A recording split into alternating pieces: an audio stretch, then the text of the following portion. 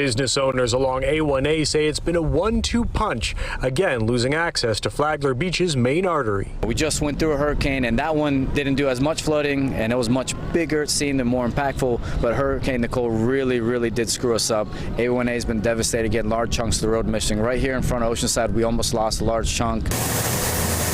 A1A is now closed from South 7th Street to the city limit line. Flagler Beach city leaders say they're working with FDOT. Dirt's being brought in to fill the damaged portions of the road.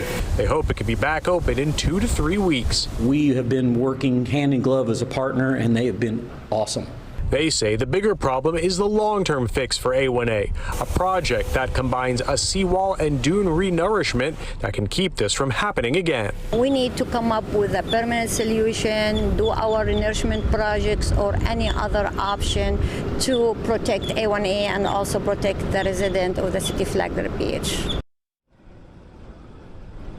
Now, we've been watching crews work on this damaged section of the road. This isn't the first time that this has happened to this area, and we're going to see, talk, if we can, to the governor, see if he has anything he wants to say, or maybe he's just going to wrap up and leave the area. We're not sure. However, this can take a long time to fix this road. They say they are working on a permanent fix, but that's something that isn't going to happen for quite a while.